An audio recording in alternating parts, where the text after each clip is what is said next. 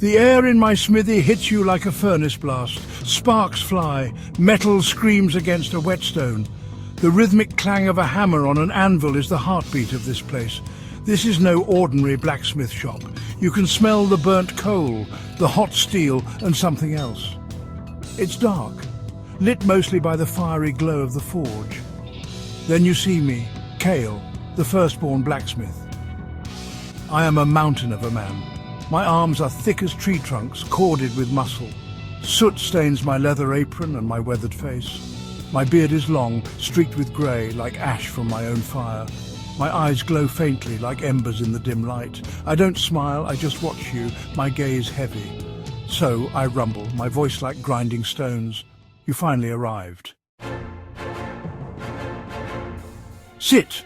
The world isn't right. Oasis paradise, our paradise, it's sick.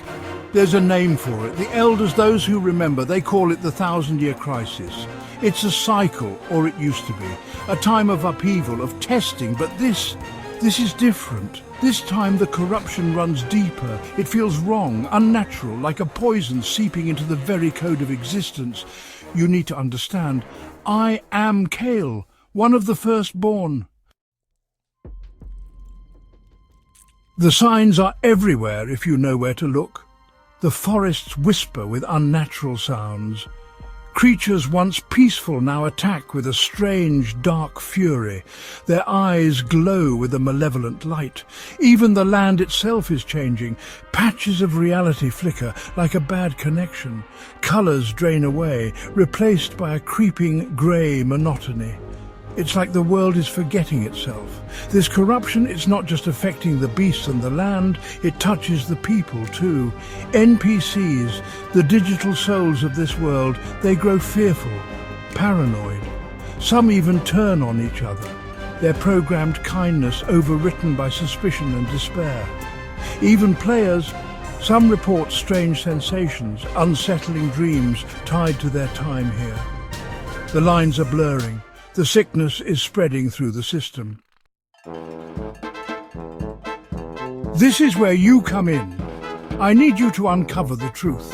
The main quest, if you will, is to find out why I, a firstborn, have been silent. Why I cannot directly intervene against this encroaching darkness. Why my hands are tied when my world needs me most. My silence is not by choice. It is a symptom, a crucial piece of this puzzle. It is intrinsically linked to the corruption itself. Perhaps I am bound by some ancient law I've forgotten.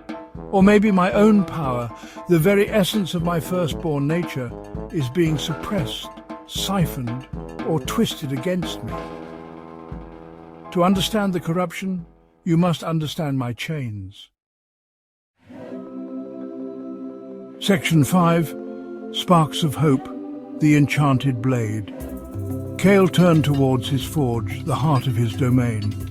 The fire within roared, casting dancing shadows that made him look even larger, more elemental.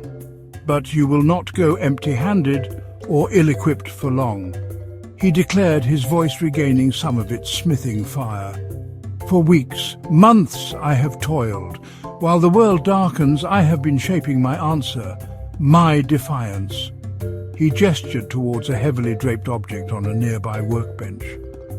With a slow, deliberate motion, he pulled back the covering. There, nestled on a bed of dark velvet, lay a sword. The blade was long and elegant, crafted from a metal you didn't recognize.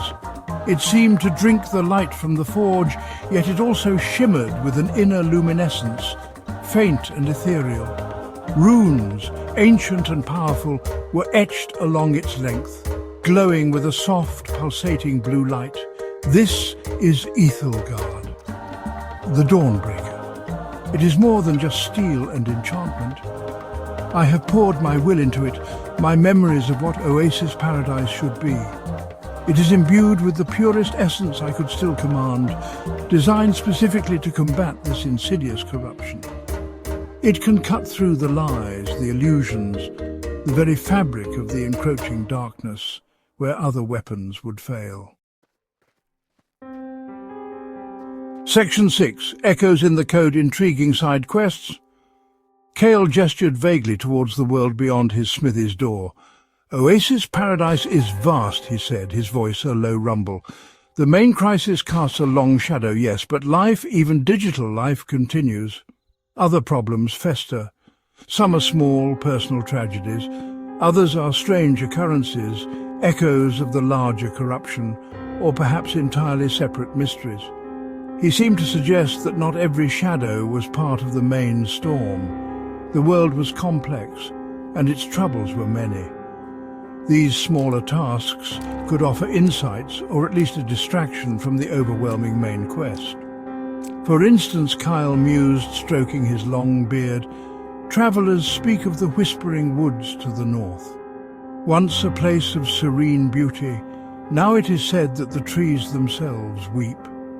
Strange voices drift on the wind, luring the unwary to their doom. Lost spirits, or perhaps the very nature spirits of the wood, are tormented. Investigating this could reveal how the corruption affects the natural elements of our world." Section 7. Factions and Frontiers, Navigating Alliances. Cale leaned closer, his voice dropping to a more conspiratorial tone. "This world is not empty, hero. It is populated by many peoples, many groups.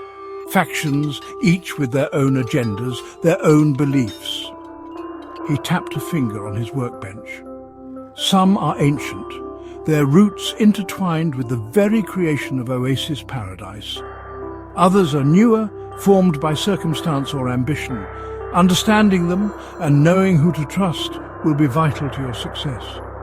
Not everyone you meet will be a friend, and not every smile will be genuine in these dark times. There are those who might aid you," Cale continued, a hint of warmth in his voice. "Consider the Sunstone Scholars, based in the great library of Solara. They are keepers of lore, dedicated to preserving the history and understanding the mechanics of our world. They have likely noticed the corruption spread and would be desperate for information." Section 8. The Weight of Worlds, a Blacksmith's Plea. Cale straightened to his full, imposing height. He looked less like a simple craftsman now, and more like an ancient king surveying a crumbling realm.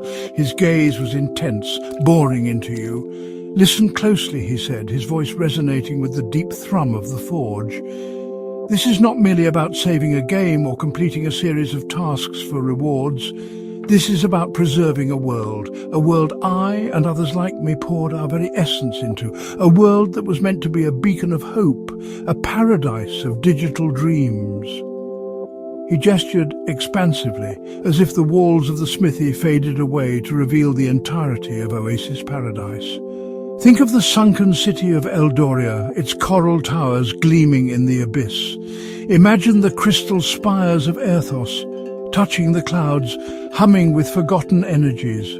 Remember the laughter in the taverns of Oakhaven, the songs of the bards in the moonlit glades. A profound sadness touched his features. All of this, the beauty, the wonder, the countless lives both coded and player-driven, all of it is threatened by this creeping, insidious rot. It is a blight upon our creation. A deep sigh escaped him, heavy as a mountain. Section 9. Dawn's Edge. The journey begins. A sense of gravity settled over you. This was it. The call to adventure, clear and undeniable. You looked at Cale, at the ancient sorrow and flickering hope in his eyes, and nodded. The quest was accepted, the burden shared.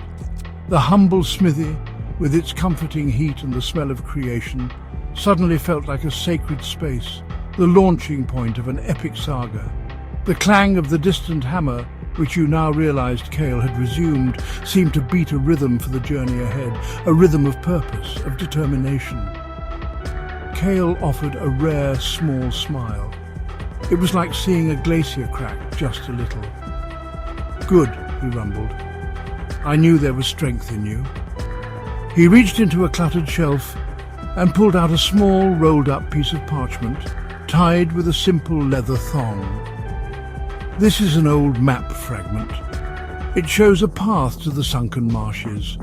a place where the corruption has taken a strong hold. It may be a good place to begin your investigation and to test the Seeker's stone. He handed it to you.